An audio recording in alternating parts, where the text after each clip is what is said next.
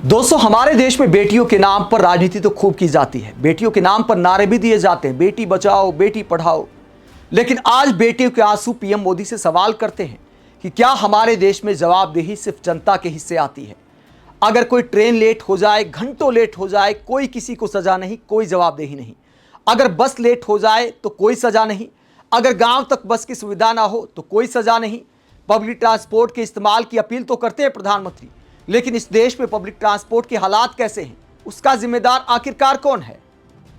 कहीं कांग्रेस की सरकार हो तो ठीक है, पीएम मोदी बीजेपी कोस सकते हैं, लेकिन जहां पर डबल इंजन सरकार है, क्या वहां पर पब्लिक ट्रांसपोर्ट के अच्छे हालात हैं? यह सवाल सरकार को अपने आप से पूछना चाहिए और फिर जवाब देना चाहिए कि जवाबदेही आखिरकार जनता के हिस्से क्यों आती है। पेपर लीक हो जाता है, मंत्री की कोई जवाबदेही नहीं, अधिकारियों की कोई जवाबदेही नहीं, कोई सजा नहीं, अनेकों छात्रों की जान चली गई। जवाबदेही आखिरकार किसकी है? जवाबदेही हमारे देश में सिर्फ छात्रों के हिस्से आती है, उनके माता पिता के हिस्से आती है। ये बेटी कुछ मिनट लेट हुई, कुछ देर लेट हुई कि गेट बंद हो गया और 1 साल खराब हो गया इस बेटी का। रोती हुई इस बिटिया के साथ पिता हाथ जोड़कर गुहार लगा रहे हैं कि भैया बस एक बार अंदर जाने दो, लेकिन कोई गुहार नहीं सुनी जाती, क्योंकि नियम कायदे कानून अगर चाक चौबंद हैं तो सिर्फ जनता के लिए हैं, छात्रों के लिए हैं। मंत्रियों पर यह लागू नहीं होता, सरकार पर यह लागू नहीं होता। सरकार की नाकामी की वजह से भले कई परिवार उजड़ जाएं, कोई जवाबदेही नहीं। लेकिन यहां पर इस बिटिया के साथ साथ अनेक ऐसे वीडियो आए हैं जो सवाल पूछते हैं कि अगर 1-2 मिनट लेट भी हो जाए तो क्या आफत आती है। या तो सारा सिस्टम दुरुस्त होना चाहिए या फिर थोड़ी ढील तो छात्रों के लिए भी होनी चाहिए।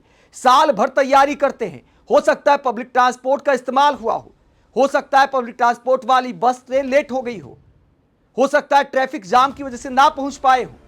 तो बहुत सारी मजबूरियां हैं सिस्टम की वजह से हमारे देश में। रोती हुई छात्रा, हाथ जोड़ते पिता, लेकिन किसी ने कोई सुनवाई नहीं की।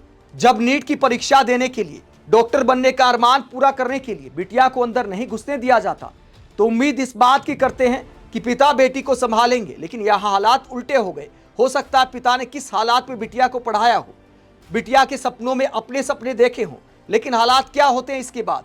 बेटी पिता को संभालती है। दूसरी तस्वीर आप देखिए इस वीडियो की, ये देखिए, पिता सड़क पर लेट गए, छटपटाने लगे कि आखिरकार हुआ तो हुआ क्या। बिटिया गले मिल जाती है सड़क पर लेटे हुए पिता से कि पिताजी कोई बात नहीं, अपने आप को संभालो। हालांकि बिटिया के लिए खुद को संभालना भी मुश्किल था।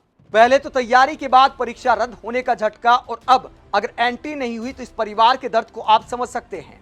आसपास भीड़ हैरान है और इस परिवार को ढांढस बंधाने की कोशिश करती है, लेकिन पिता आखिरकार समझे तो समझे कैसे। हो सकता है बिटिया की पढ़ाई पर मोटा खर्च किया हो, 1 साल तक नीट की कोचिंग का खर्च आप समझ सकते हैं। छात्रा ने कितनी तैयारी की होगी, हो सकता है पहले वाला पेपर अच्छा गया हो, इसीलिए पिता और बिटिया को समझाना बहुत मुश्किल हो जाता है। इन तस्वीरों को लेकर अब विपक्षी नेता क्या कहते हैं? आम आदमी पार्टी ने क्या कहा है? आम आदमी पार्टी ने मोदी सरकार को पैगाम देते हुए कहा, क्या यह सरकार एक पिता की पीड़ा समझ पाएगी? क्या यह सरकार बच्चों की मानसिक स्थिति कभी समझ पाएगी? प्रधानमंत्री जी, आपकी सरकार में बार बार पेपर लीक हुए, छात्रों के सामने बार बार असमंजस, अनिश्चितता और मानसिक तनाव की स्थिति पैदा हुई। गलती सरकार की है, निकम्मापन शिक्षा मंत्री धर्मेंद्र प्रधान का है, लेकिन सजा देश के बच्चे और उनके परिवार भुगत रहे हैं।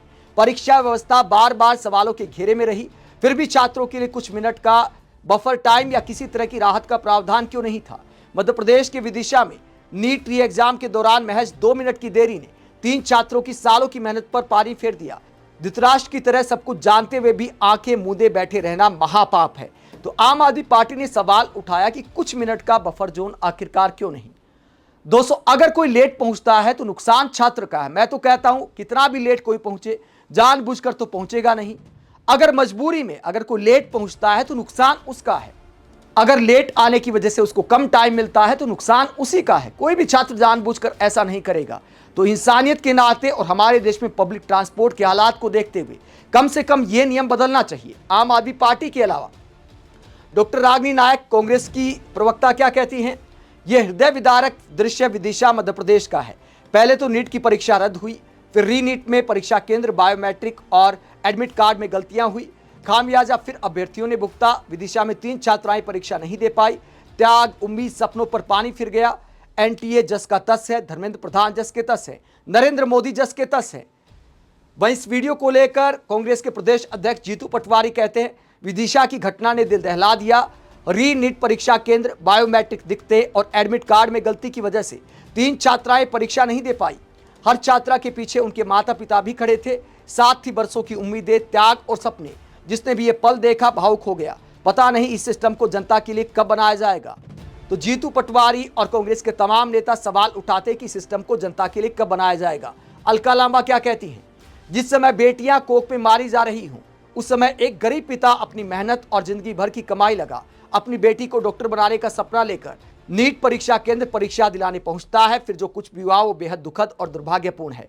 कई छात्र तो कहीं अभिभावक निराश होकर गलत कदम उठाने को मजबूर हो रहे हैं। एक भ्रष्ट नकारा मोदी सरकार है जिसकी संवेदनाएं दम तोड़ चुकी हैं। तो विदिशा के इस वीडियो को लेकर अलका लांबा और तमाम कांग्रेस के नेता बीजेपी को टारगेट कर रहे हैं, मोदी सरकार को टारगेट कर रहे हैं।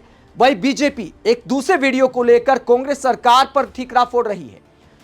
बीजेपी शासित मध्य प्रदेश से यह वीडियो सामने आया, तो जहां पर कांग्रेस की सरकार है, कर्नाटक से बेंगलुरु से यह तस्वीर सामने आई जहां छात्राएं रोती बिलखती दिखाई दे रही हैं, आंखों से आंसू झरझर बह रहे हैं और गेट बंद कर दिया गया है और छात्राओं को लगता है कि उनके सपने ही मानो किसी ने छीन लिए हों। बेंगलुरु में रोती हुई छात्राओं की तस्वीरें शेयर करते हुए बीजेपी ने क्या आरोप लगाया है, नीट यूजी 2026 के दिन कांग्रेस पार्टी और राहुल गांधी ने जो किया वो आपके बच्चों का भविष्य बर्बाद करने और कांग्रेस का भविष्य व खुद का डूबता हुआ राजनीतिक करियर संवारने का स्टंट था। कांग्रेस को और राहुल गांधी को न कल आपके बच्चों की चिंता थी और ना ही आज है। इसे समझिए और सावधान रहिए। कांग्रेस पर टारगेट करते हुए बीजेपी ने आरोप लगाया कि छात्राएं इसलिए लेट हो गई क्योंकि कांग्रेस की सभा थी और कांग्रेस की एक सभा की वजह से ट्रैफिक जाम हो गया और छात्राएं ट्रैफिक में फंस गई। मामला चाहे बेंगलुरु का हो या मध्य प्रदेश के विदिशा का, लेकिन सवाल ये उठता है कि जब सर्वर डाउन होने की वजह से कई घंटे परीक्षा रोक दी जाती है, छात्र इंतजार करते रहते हैं, तब किसी की जवाबदेही तय नहीं होती। अगर कोई 1-2 मिनट लेट हो जाए तो क्या ऐसे आंसू बहाने पर मजबूर होना चाहिए? क्या ऐसे सपने टूटने चाहिए? ये तमाम राजनीतिक दलों को, तमाम सरकारों को सोचना चाहिए। दोस्तों, छात्राओं की रोती तस्वीरें कहीं से भी आए दिल को झकझोर देने वाली हैं। तमाम सरकारों पर सवाल खड़े होते हैं, चाहे कर्नाटक की कांग्रेस सरकार हो, चाहे मध्य प्रदेश की बीजेपी सरकार हो, चाहे मोदी सरकार हो। सबको मिल बैठकर ये तय करना चाहिए कि कोई भी परीक्षा हो, ये जो 1-2 मिनट लेट होने वाला नियम है कि इतने बजे एंट्री बंद हो जाएगी, अगर इतना ही आपको चाक चौबंद करना है, इतने ही सख्त नियम बनाने हैं, तो फिर पेपर लीक पर भी मामला सख्ती वाला होना चाहिए। अगर पेपर लीक होता है तो जवाबदेही मंत्री से लेकर अधिकारी की तय होनी चाहिए, वरना छात्रों को भी थोड़ी तो ढील देनी चाहिए। जब हमारे देश में, फिर कहता हूं, पब्लिक ट्रांसपोर्ट के इतने बुरे हालात हैं, तो उसके नाते ही कम से कम इतनी छूट देनी चाहिए कि छात्र लेट भी आते हैं, एडमिट कार्ड वाले की एंट्री होनी चाहिए, ताकि किसी छात्र को ऐसे आंसू ना बहाना पड़े और किसी के पिता ऐसे रोते हुए सड़क पर लेटने को मजबूर ना हो। आप इस पूरे मुद्दे को लेकर क्या सोचते हैं? कमेंट बॉक्स पर अपनी राय जरूर दें। साथ ही चैनल को सब्सक्राइब भी करें। नमस्कार।